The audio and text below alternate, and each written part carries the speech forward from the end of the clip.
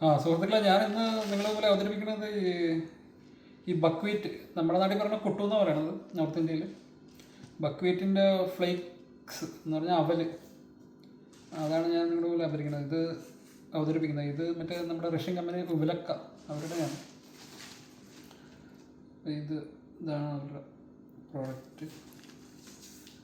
അപ്പോൾ 400 ഗ്രാമാണ്. ഇപ്പോൾ ഇത് റഷ്യയിൽ ഉൽപ്പാദിപ്പിക്കുന്നതാണ്. റഷ്യയിൽ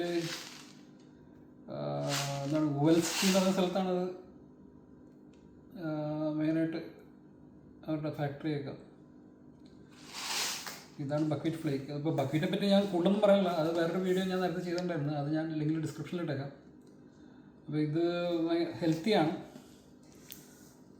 അപ്പോൾ ഇതൊന്ന് പൊട്ടിച്ചാണിത്. ഇത് 3 മിനിറ്റ് കൊണ്ടൊക്കെ കുക്ക് ചെയ്യാമെന്നാണ് പറയുന്നത്. അപ്പോൾ ഫാസ്റ്റായിട്ട് കുക്ക് ചെയ്യാൻ പറ്റും. ഇത് 400 ഗ്രാമാണ്. അപ്പോൾ ഇതൊന്ന് പൊട്ടിച്ച് കാണിക്കാം എങ്ങനെ ഇരിക്കുന്നു. അപ്പോൾ ഇതാണ് നമ്മൾ മറ്റേ ഈ ബക്ക്വീറ്റിൻ്റെ ഫ്ലേക്ക് അല്ലെങ്കിൽ അവല്. ഇതിപ്പോൾ മില്ലറ്റിൻ്റെ അവല് പോലെയൊക്കെ തന്നെ ഉണ്ട്. അത്ര വലിയ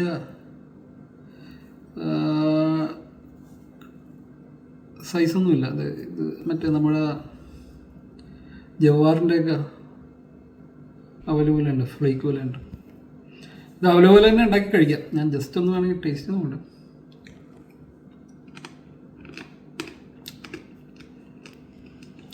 വെറുതെ സ്നാക്കായിട്ടും കഴിക്കാം, അത്യാവശ്യം ടേസ്റ്റ് ഉണ്ട്. അപ്പോൾ ഇത് ഫ്രൈഡ് ബക്ക്വീറ്റിൻ്റെ അവലാണ്. ബക്ക്വീറ്റ് പല രീതിയിൽ വിൽക്കുന്നുണ്ട് കേട്ടോ. റോ ആയിട്ടുള്ളൊരു പച്ച ബക്ക്വീറ്റ് വിൽക്കുന്നുണ്ട്, പിന്നെ ഫ്രൈഡ് ആയിട്ട് വിൽക്കുന്നുണ്ട്, പിന്നെ ഫ്രൈഡ് അല്ലാത്ത ബക്ക്വീറ്റ് വെക്കുന്നുണ്ട്. ഇത് ഫ്രൈഡ് ബക്ക്വീറ്റ് ഫ്ലേക്ക് അവല് പോലെ ഉണ്ടാക്കിയതാണ്. ഇനി നമുക്കൊന്ന് കുക്ക് ചെയ്തിട്ട് ബാക്കി കാണിക്കാം. ബക്ക്വീറ്റിനെ പറ്റി ഞാൻ കൂടുതൽ ഡീറ്റെയിൽസ് പറയുന്നില്ല. ന്യൂട്രീഷൻ പ്രൊഫൈൽ അതൊക്കെ ഞാൻ വേറൊരു വീഡിയോ ചെയ്തിട്ടുണ്ട്, അത് ഞാൻ അതിൻ്റെ ലിങ്ക് ഞാൻ ഡിസ്ക്രിപ്ഷനിൽ ഇട്ടേക്കാം. അപ്പോൾ സുഹൃത്തുക്കളെ, ഇതാണ് നമ്മൾ ഉണ്ടാക്കി കഴിഞ്ഞ ബക്ക്വീറ്റിൻ്റെ പോഹ, ബക്ക്വീറ്റ് ഫ്ലേക്സ് വെച്ച് നമ്മളുണ്ടാക്കിയ ബക്ക്വീറ്റിൻ്റെ പോഹ. അപ്പോൾ നിങ്ങളും എല്ലാവരും ഇത് ട്രൈ ചെയ്ത് നോക്കുക. നല്ല ടേസ്റ്റ് ഉണ്ട്. നമ്മൾ സാധാ പോഹ കുക്ക് ചെയ്ത് കഴിക്കുന്ന പോലെ തന്നെയാണ്, വലിയ വ്യത്യാസമൊന്നുമില്ല. ഇവിടെ നമ്മുടെ നാട്ടിലും ഈ ബക്ക്വീറ്റിൻ്റെ പോഹ അല്ല ബക്ക്വീറ്റ് ഫ്ലേക്സ് കൂടുതലായിട്ട് യൂസ് ചെയ്യേണ്ടതാണ്. എന്ന് പറഞ്ഞാൽ എക്കണോമിക് പോയിൻ്റ് ഓഫ് വ്യൂവിൽ ചിന്തിക്കുമ്പോൾ ബക്ക്വീറ്റിന് നല്ല പ്രാധാന്യമുണ്ട്. നമ്മുടെ കാലാവസ്ഥയിലും വളരും. ഈവൻ അതിൻ്റെ ഇല വരെ നമുക്ക് ഫുഡായിട്ട് ഉപയോഗിക്കാൻ പറ്റും.